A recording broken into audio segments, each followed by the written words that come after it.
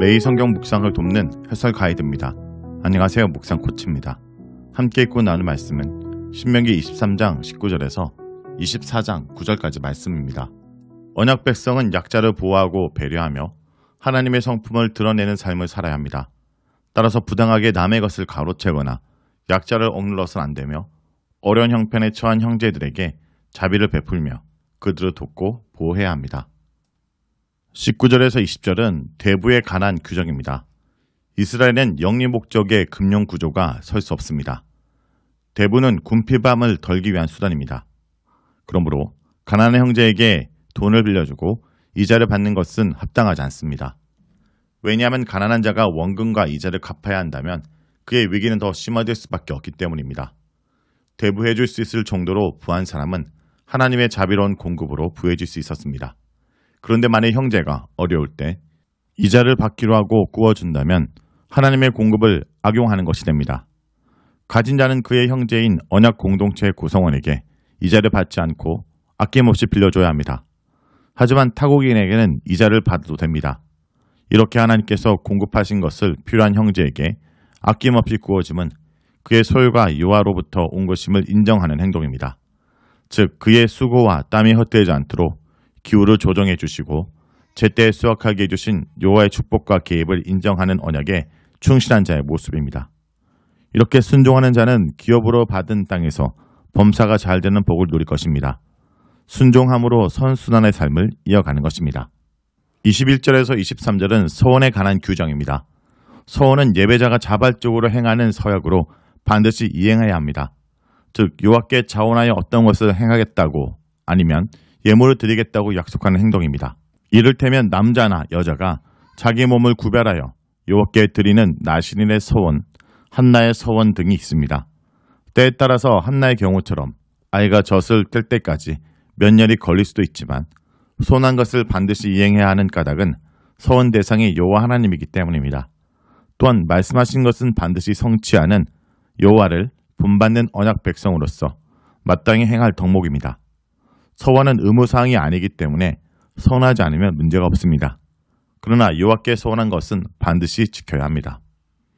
24절에서 25절은 이웃의 포도원이나 곡식밭에 들어갈 때입니다. 이런 경우는 수확기에 이웃의 일을 도울 때나 또는 먼 길을 가는 중 먹을 것이 떨어져 배고플 때입니다. 일꾼이나 여행자가 허기진 배를 채울 수 있는 권리는 그 땅의 소유주가 여호와이시고 그 밭을 경장하는 자는 그분의 소작인이기 때문입니다. 또한 한 분 하나님 여호와만 섬기도록 부름받은 백성은 여호와의 통치를 받는 한 가족이기 때문입니다. 따라서 여호와의 언약적 성실하신 덕분에 포도원이나 곡식밭의 수확을 얻은 소작인은 주인이신 여호와의 자비를 본받아서 수확의 열매를 나누는 넓은 마음을 가져야 합니다. 하지만 일꾼이나 여행자는 밭에서 포도나 곡식을 가지고 나갈 권리가 없습니다. 농작물을 추수해서 소유하는 권리는 각군 농부, 여호와의 소작인의 것입니다. 24장 1절에서 4절은 이혼과 재혼에 관한 규정입니다. 만일 남자가 아내에게 수시되는 일을 발견하여 이혼하기를 결정한다면 이혼장을 주고 이혼할 수 있습니다. 그리고 그 여자는 재혼할 수 있습니다. 그녀의 둘째 남편이 마음이 변해서 이혼장을 주고 이혼하거나 그 남편이 죽은 경우 전 남편은 그녀를 다시 아내로 맞을 수 없습니다. 그 까닭은 여자가 더럽혀졌기 때문입니다. 전 남편과의 관계에서 볼 때 그러하다는 뜻입니다. 즉 가늠한 것이나 마찬가지입니다. 이런 재혼은 여호와께 가증한 것이고 기업으로 주시는 약속의 땅을 죄로 오염시키는 행동입니다. 다시 말해 그런 재혼은 그 땅에서 멸절되어야 할 가나안 사람들의 간습과 같습니다. 따라서 고대 근동에서 널리 퍼진 이혼 간습을 이스라엘 백성은 절대로 받아들여서는 안 된다는 점을 천명합니다. 또한 언약 공동체의 기본 질서는 가정의 질서이고 가정 질서는 탄탄한 부부관계를 기반으로 확고하게 세워집니다. 5절은 갓 결혼한 자를 위한 군 복무 규정입니다. 갓 결혼한 남자는 1년 동안 군 복무에서 제외됩니다. 이 규정은 갓 결혼한 신혼부부가 서로 알아가고 남편의 사랑과 배려 속에서 아내가 잘 적응하도록 하기 위함입니다. 또한 이 보호 규정은 가족관계의 성장을 장려하기 위한 목적도 있습니다. 가족관계는 하나님의 언약 백성이라는 넓은 가족을 반영합니다. 따라서 새롭게 출발한 가정이 깊은 신뢰와 사랑 가운데 건강하게 세워질 수 있도록 국가가 도와야 합니다. 묵절은 맷돌에 관한 규정입니다. 가난한 형제를 돕기 위해서는 이자 없이 빌려줘야 하는데 담보는 잡을 수 있습니다. 이런 경우 돈을 꾸어주는 자는 꾸는 형제가 사용하는 맷돌의 전부 또는 그 윗짝을 저당 잡아서는 안 됩니다. 맷돌은 가장 기본적인 부엌기구 중 하나입니다. 매일 곡식을 갈아서 음식을 만들어야 하기 때문에 만일 맷돌 전체나 그 윗짝을 저당 잡는다면 그 가족은 큰 곤란을 겪게 됩니다. 따라서 이와 같은 무리한 저당은 구워줄 때 넓은 마음을 가지라는 여호와 하나님의 가르침을 거스르는 악한 행실일 뿐 아니라 생명을 담보로 잡는 것이나 다름이 없습니다. 이스라엘 백성은 모두 여호와의 통치 안에서 하나의 언약 가족이기 때문에 지위구하를 막론하고 그 어느 누구도 형제의 생명을 담보로 잡을 수 있는 권한이 없습니다. 7절은 유괴한 자에 대한 규정입니다. 사람을 유괴하여 노예로 팔거나 자기 수하에 두었다면 그 범인은 반드시 사형하여 언약 공동체 안에서 악을 없애야 합니다. 그런 자가 기업으로 주신 약속의 땅에서 여호와의 심판을 받는 것은 너무나 지당합니다. 이는 이스라엘 백성이 애굽의 노예 신분에서 구출되었고 아무도 다른 사람의 생명을 좌지우지할 수 없기 때문입니다. 또한 각 개인은 오직 신적 종주이신 여호와의 주권 아래 있기 때문입니다. 8절에서 9절은 악성 피부병에 관한 규정입니다. 이 규정의 내용을 명시하지 않은 것을 보면 이스라엘 백성들이 피부병에 대한 규정을 이미 알고 있었음을 짐작할 수 있습니다. 이 피부병은 오늘날 한센병이 아니라 전염성이 있는 다양한 악성 피부병입니다. 그래서 제장의 가르치는 대로 철저하게 지키고 다른 사람에게 전염되지 않도록 각별히 조심해야 합니다. 또한 애굽에서 나오는 길에 여호와께서 미리암에게 행하신 일을 기억하라는 명령은 미리암이 모세를 대적하여 반역했던 불순종의 결과를 기억하라는 것입니다. 이것은 여호와 하나님의 뜻을 이루어가는 지도자를 반역하여 대적하는 불순종의 결과를 인식하고 미리암이 행한 불순종을 되풀이하지 말라는 경고이기도 합니다. 설령 그런 불순종으로 인하여 생긴 악성 피부병이라도 제장의 가르침에 따라 행해야 합니다. 성도 여러분, 신앙은 영적인 상상력입니다. 신앙 양식은 몇 가지 법점으로 다 담을 수 없습니다. 삶은 그렇게 단순하지 않으며 이는 관계가 갖고 있는 특성이기도 합니다. 하나님과 우리 사이의 관계가 신앙이라면 하나님을 이해하는 것과 나 자신을 이해하는 것에 따라서 그리고 둘 사이의 관계 깊이에 따라 다양한 방식으로 말씀이 해석되고 적용될 것입니다. 관계가 깊어질수록 법을 만드신 분의 의도를 잘 헤아리고 지킬 것입니다. 오늘 본문은 하나님 사랑과 이웃 사랑을 실천할 최선의 규정을 제시합니다. 사랑은 그렇게 삶의 구체적인 정황에서 실천돼야 되는 것을 잘 보여줍니다. 오늘 하루도 하나님 사랑과 이웃 사랑을 실천하는 주의 백성들로 살아가길 간절히 기도합니다. 말씀을 놓고 기도하겠습니다. 주님, 우리 사회가 가난하고 연약한 자들의 생명과 기부권을 보호하고 더불어 사는 사회가 되게 하여 주옵소서. 하나님을 사랑하는 자들이 이웃을 온전히 사랑해낼 수 있도록 도와주시옵소서. 예수님의 이름으로 기도합니다. 아멘.